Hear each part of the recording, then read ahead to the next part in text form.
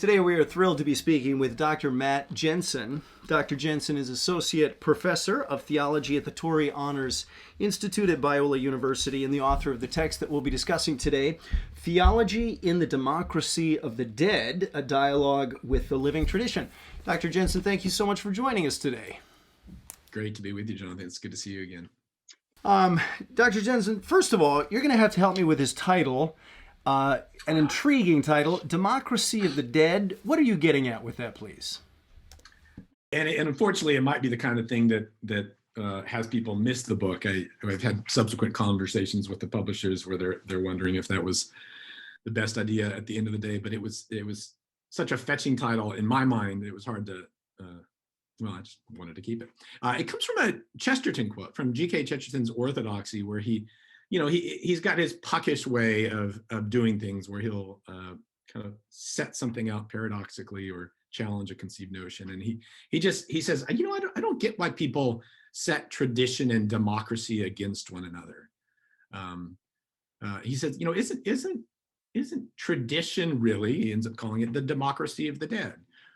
And just as in modern democratic societies, we don't want to show disrespect to someone just because they're, say, from a lower class. Everyone gets a vote. Same thing, he says, we don't want to show disrespect to someone just because they're a dead ancestor. Everyone gets a vote. So his idea is that if we really want to talk about government by the people, or we could talk about even kind of establishing what is the truth on the basis of how people see it, we have got to consider the dead as well.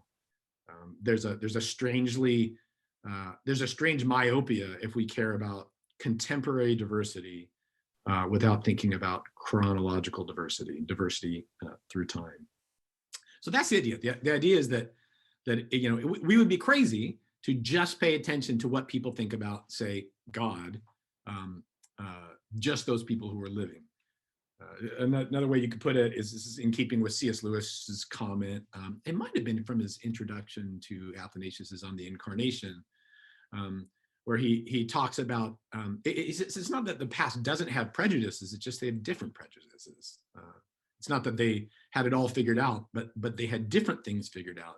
So you can read, say, Anselm's Critias Homo, and he's got this long, strange thing. It always baffles my students and me, where he really is keen to show that that those who come to Christ make up at least the number of the angels who fell away in the angelic fall.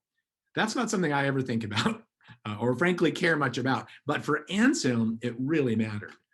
And there are doubtless things that we care about that seem so obvious to us that in future ages will seem irrelevant too. So it's a way of kind of checking our presuppositions to do theology in the democracy of the dead, allowing them to speak, though dead, they are living in the communion of saints and speak to us.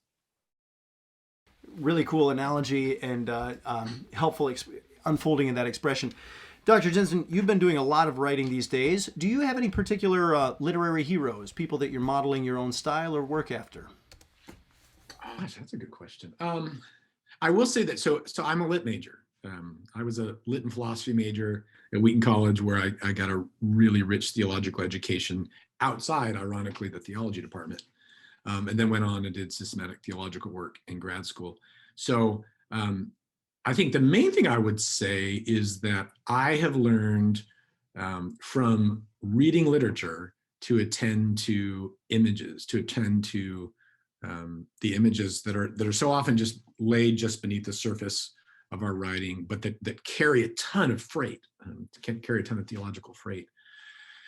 So not so much heroes as I'd say my reading habits are such that I'm almost reading as much literature as I'm reading theology. And so that's kind of constantly shaping me to attend to images. Dr. Jenson, this is an ambitious project. You seek to showcase the Catholicity of the Church, the universality, the breadth of the Church, by exploring the particularities of a select set of Christian writers. That's an intriguing, almost mind-bending process that you're bringing us into. How did you go about choosing the particular authors that you showcase? it is not a foregone conclusion that a person would choose these 11. We're just at the beginning of January when we're taping this. Everyone's come out with their top 10 lists. In one sense, maybe I should have just made it 10, or I could have done 12 for the apostles. I had 11, which is a little strange. It is probably first and foremost an accident of autobiography, which more writing, I think, is than people are willing to admit or recognize. So I teach in what's now called the Torrey Honors College. Actually, we've changed that in the last couple months at Biola University, which is a great books program, which means that, so in a couple weeks when we start the semester, I'm teaching Virgil's Aeneid. And then after that, it's Proverbs. I teach almost no theology this semester. So it's constantly reading great books. Within that, we've got quite a bit of theology, but it's limited. So 10 of the 11 of these authors are people we read in Torrey. And so we contractually are obligated to give one lecture a semester because it's mostly just seminar style discussion. And so I decided a while ago, inspired by a friend of mine, that, why don't I just try to own one of these theologians each semester, to read as much as I can in English translation, to get around in the secondary material enough to not make a fool of myself, and then to present a lecture that's tight, oriented to my students, but helps them get into the theologians. That's where it started. Mostly they were people we read in Torrey, with the addition of Karl Bart, because you just kind of have to have Bart, I think. There are lots of lacunae.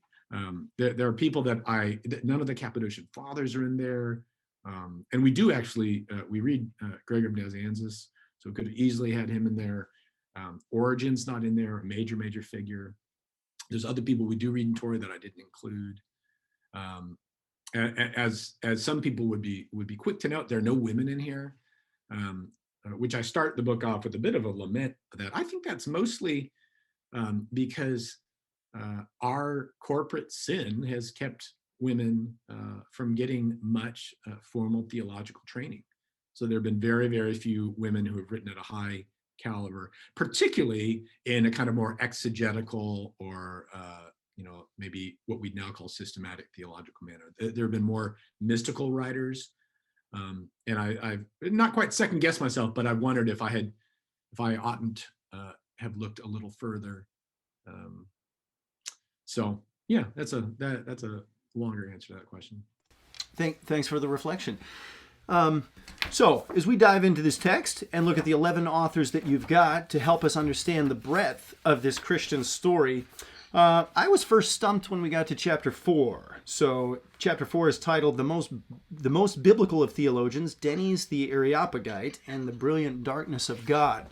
So not everybody would have chosen the Denis the Areopagite, this 5th or 6th century, really pseudonymous figure. Some refer to him as Pseudo-Dionysius. Why did you include him in your survey, and what does he add to the Christian story? Yeah. So again, that's accident of autobiography. Where now I think I was I was partly instrumental in getting him in our curriculum, so I can't put it too much off on the curriculum. I think something about Denis, he is so weird, for one. And so it's good to get him in there because he's just very weird, but deeply influential, particularly in the mystical tradition, but also in all sorts of ecclesiastical matters. He is probably the great exemplar of apophatic theology. So this negative theology by which we most reliably approach nearer to speaking rightly of God by denying that things are the case. So he will talk about knowing God beyond being. He'll deny all. He'll say God is good, but then he'll say he's not good. And by that he doesn't mean he's evil. He just means that God is so radically transcendent of creaturely categories that we cannot find a category that is perfectly adequate to name God. That's how much. It's not that we're on earth and God's up, say 100,000 feet, and he's like the super best version of anything we've got. Denis says, no, you have to go a step further if you want to really get his transcendence. You have to deny that he's any of these things at all. So again, that's for Denis a way of speaking of the wonderful priority and absolute transcendence of God, But he does it with such a kind of such a grammatical scrupulosity, if I can put it that way. He's so careful, and he follows it through all the way to the end, that it has a really arresting effect. I mean, it could be, one thing if someone just says, well, God's even more, or he's not even quite like a creaturely good God. He's more than that. But when Dennis comes along and just denies flat out that God even is a being, you sort of have to you stumble over it because it's so bizarre. So I think he's an exemplar of that apophatic tradition, and he's also the fountain of the Christian mystical tradition.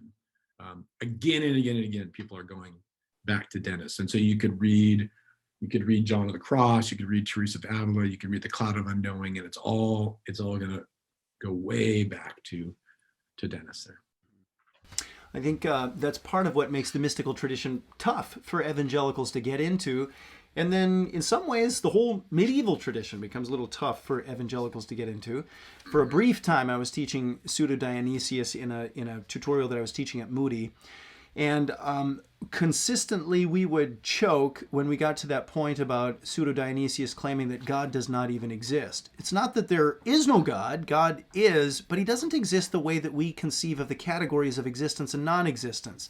Because God as creator does not exist the way that anything that we experience here exists. Is there a way to get through this material in a way that keeps us from choking a little bit? How do you... you found any ways to help people enter into what Pseudo-Dionysius is doing? That's a good question. I mean, I think the choking is just good. I wouldn't want a person's whole theological education to be a time of choking, but I think Dennis is best in his interruptive mode.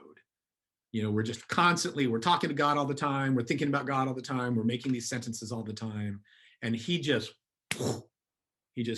puts a brick wall in front of us that we can't get over. And so I think the very choking can really be really profound. Where I would eventually want to go is if we could bring in another author, and I don't do a lot of critiquing in this book, because my main hope is just to get all the way inside the minds of these people and to understand the logic by which they work.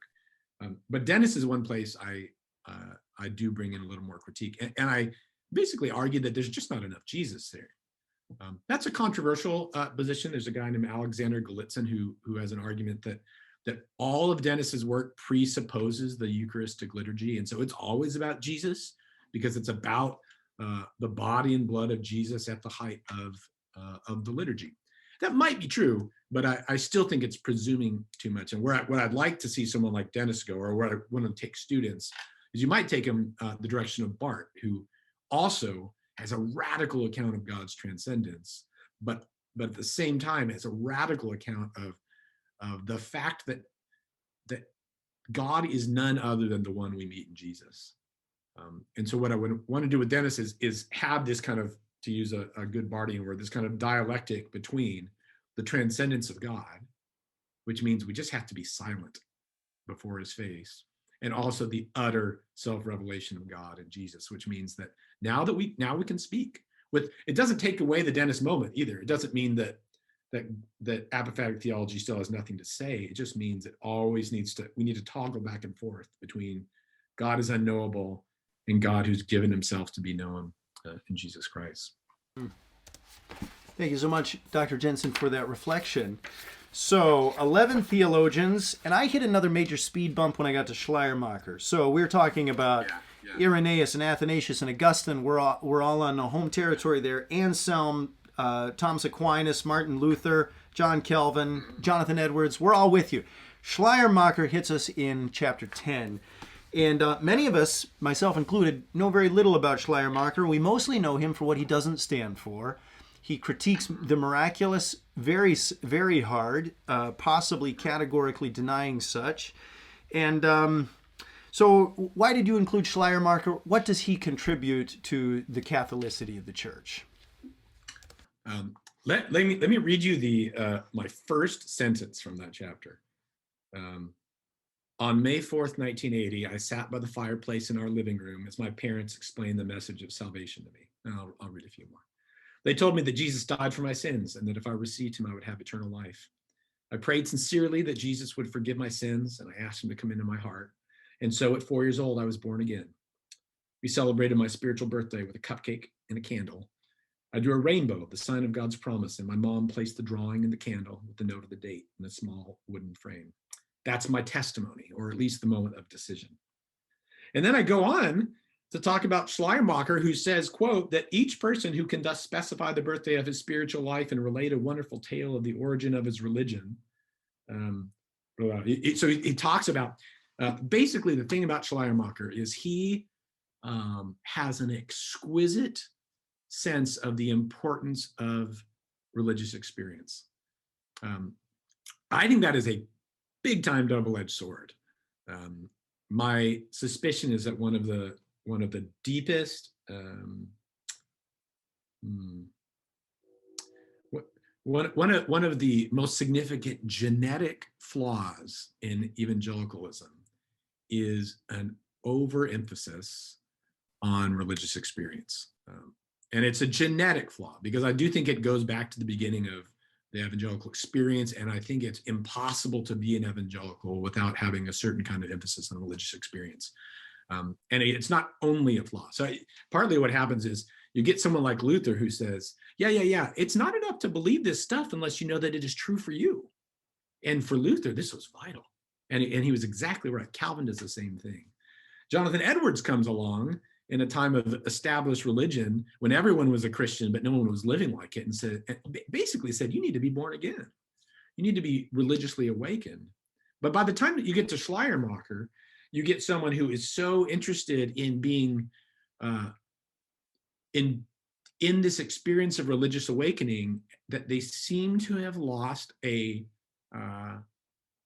anchoring in the life and death and resurrection of Jesus Christ and the ongoing work of the Trinity that establishes and carries along that experience. So Schleiermacher very much in this book is a cautionary tale, but I think he's a very instructive one, because he saw this through all the way to the end.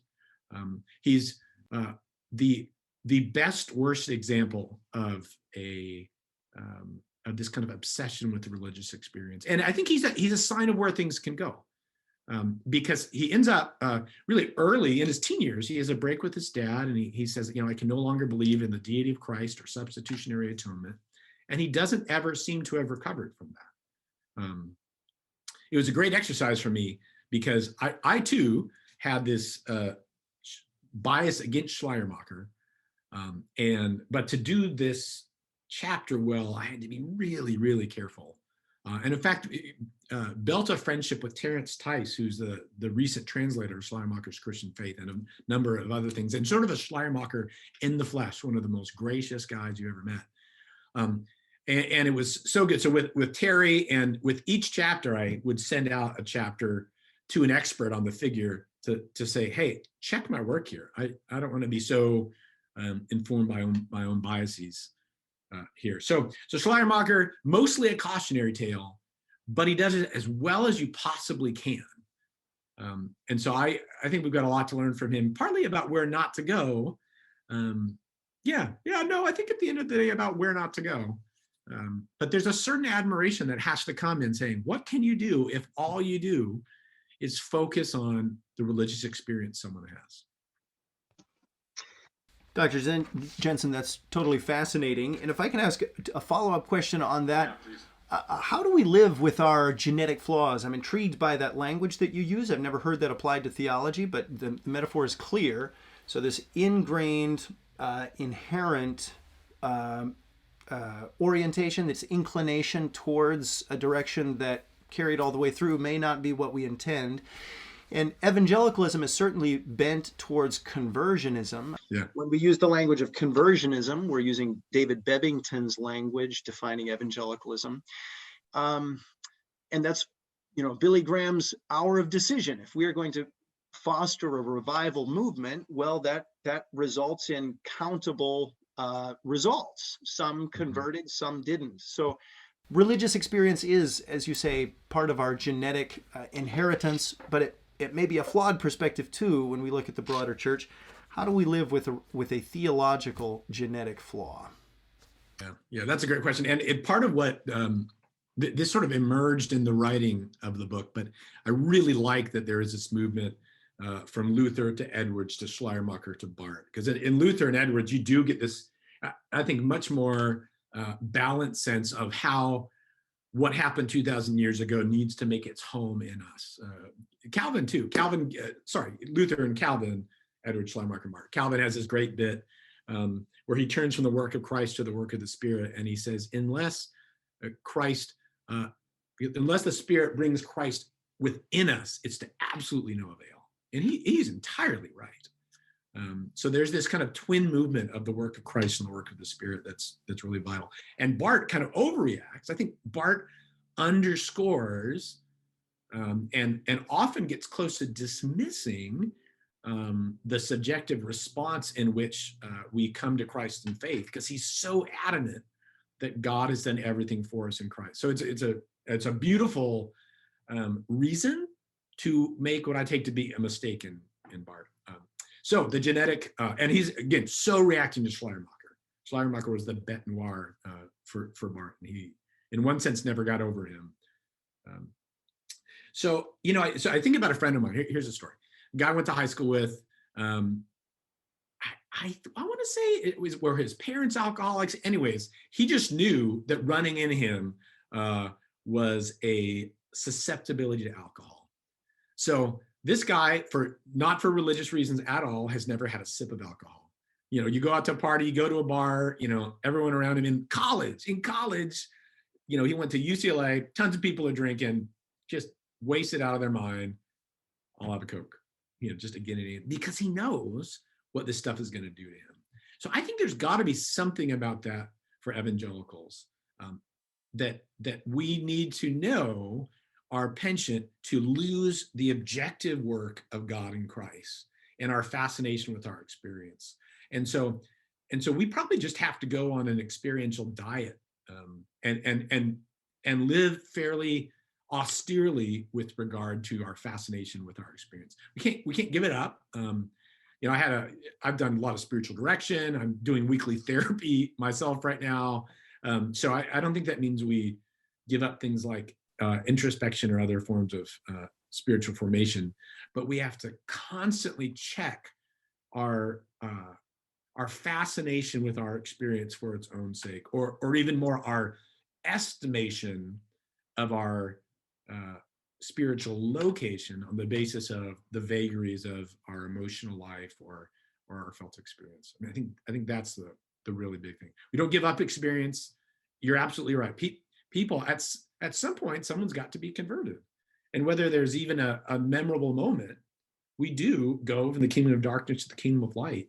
And we ought to expect and look for signs of the Spirit's transforming work in our lives. But I think this kind of fascination with it as an end of itself is disastrous for us. Now, Dr. Jenson, that is completely unfair for you to use the example of abstaining from alcohol to an evangelical audience, because that's what's going to, with our prohibition and anyway. But your point stands that if we recognize an inherent weakness in our theological position, that's something you got to walk with, carry with, and learn to compensate for. So thank you. And let me just pick up the alcohol thing too. So my friend's predisposed, so he doesn't drink. Evangelicals are predisposed to an overemphasis on experience, so we need to check it. I've met tons and tons of Christians who are constitutionally uninterested in the way that the life of Christ transforms their life. They need to take a serious interest in their religious experience. So I do think that's something sort of aimed at a particular group of Christians, and may not be true of all of them, wouldn't be true of all of them at all times. It's probably most true of my evangelical Christian college students. There's something of being about 18 to 20 and already being this welter of emotions. It could be that 50-year-old evangelicals need to actually take some stock and consider the state of their religious experience. That is a really powerful analysis, and I think very helpful. So thank you very much for that. Dr. Jenson, you conclude the book, Theology and the Democracy of the Dead, with an obligatory chapter on Bart, which is really an outstanding piece. It's an excellent introduction to Bart. Help us through, if you would. We hear with some frequency that Bart is maybe the last major Protestant theologian of our age, and yet a lot of us struggle to understand what his main agenda is. If you would, what are some of the unresolved questions that you have as you've been researching Bart for this chapter?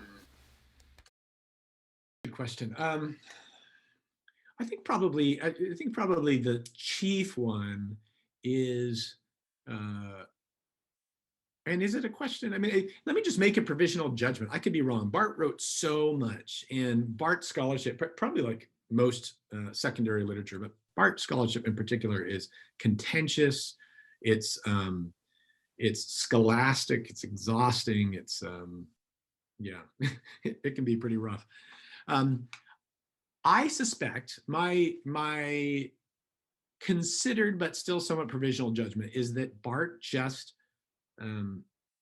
he was too afraid of speaking of the importance of our subjective response to the work of God in Christ.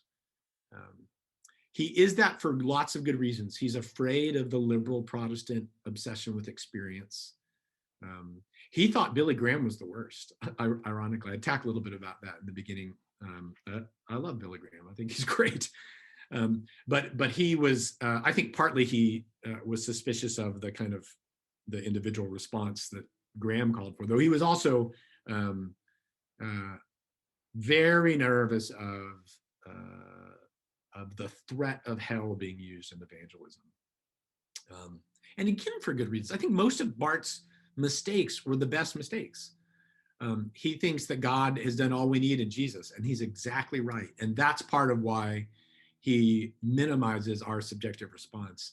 He thinks that the gospel is unmitigated good news, which is why he, if he never becomes a dogmatic universalist, all of his impulses lead towards universalism.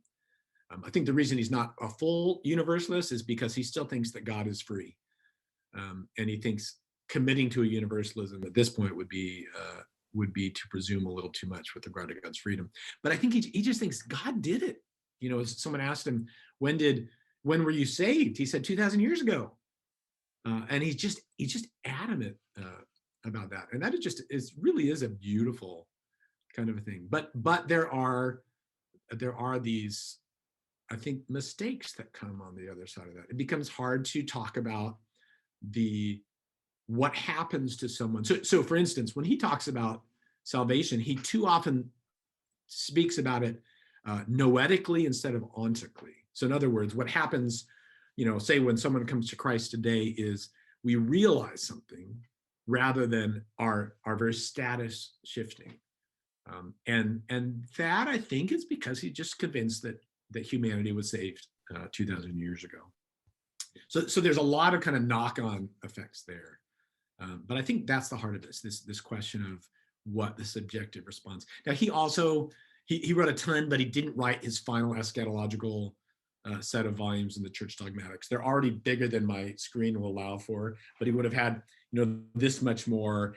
And people say that's when he would have talked about the work of the Spirit more directly. And that's when he would have brought in the role of the human response. The one other thing I want to commend there is his ordering consistently is to say, here's what happened in Jesus. Here's what happens in the people of God, whether we're talking about Israel or the church. And here's what happens in the individual. I do think that's exactly right. And again, what evangelicals tend to do is talk about Jesus and the individual, and we far too often relegate the people of God to much later in a periphery thing. So Bart's, I think, just really right to say it's Jesus, people of God, individual.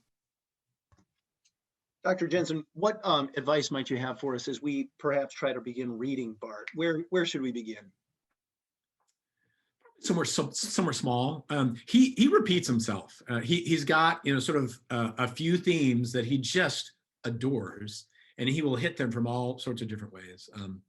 I first started, I was going to the University of St. Andrews in Scotland and had no idea who Bart was, but he was a big guy there. So I read Helmut Gollwitzer's selections of the church dogmatics, which was really helpful. So Gollwitzer's, that's kind of dated, but I found it really helpful. A person could read something like his Dogmatics and Outline, which is a about 180 pages. That would be a great way in. His late American lectures, Evangelical Theology and Introduction, are really lovely. They're a little more content light. They're more sort of the spirit of his theology. Or you could, if you wanted to go right into the big beast, his church dogmatics, you could start in the first volume of, the first part of the fourth volume, his Doctrine of Reconciliation, which is just glorious. The first 150 pages there. It's just a meditation on Emmanuel, God with us. He's doing Christology and soteriology. He's running it through the parable of the prodigal son as well. And it's just really wonderful stuff. Dr. Jenson, if you could add a couple more thinkers to your text here, Theology and the Democracy of the Dead, who might you have put in? Oh, that's great. Origen's important. He's weird and divisive, but he's really important. So Origen certainly could have been in there. I could see adding a chapter on one or all of the Cappadocians for sure. I'd like to, I've gotten some understandable pushback on the lack of female authors. I'm not sure I would add one or not, but I'd like to do a little more reading on someone like Catherine of Siena, I just haven't read Catherine of Siena or Teresa of Avila, to consider them. I think those are the places I'd go. Thank you. And Dr. Jenson, you've been teaching at the Torrey Honors College now since 2006. That was your beginning year there. Christian higher education is changing a lot, not just because of the coronavirus crisis, but there's multiple pieces to a really deep set change that's taking place right now. What do you see as the future of Christian higher education? Oh, man. I think with Christian theological education, two things. One is it's global. It's in the West, and particularly in America, we have an embarrassment of riches in theological education. We just do. We probably have too many people getting PhDs, but we have so many places to study that do really good work. Some of them don't, but many, many of them do. There are huge areas around the world where the church is growing like crazy, but there's a significant need for deep, thoughtful theological education that is tied to the life of the local church, but is rooted in the history of the church, rooted in the scriptures. So partly my worry about Schleiermacher is my worry for global evangelicalism, that will move so quickly and be so consumed with experience, or will be consumed with numbers, that we won't have the kind of depth to ensure the church's life long term. So if I was working with PhD students, I would say to them, oh my gosh, go overseas, do work online. Now we know we can do theological education online. Teach people in the developing world. This is a way to be strategic. And it's the one place where sometimes I contemplate a shift, is I think, would my training be better used in a place in the developing world? So I think globally, or in terms of theological education, global maybe. And also, there's probably something like the future even in America with theological education is probably something a little more catechetical and formational. I don't think we need 1,000 people who are scholars in a third-tier theologian from 1980.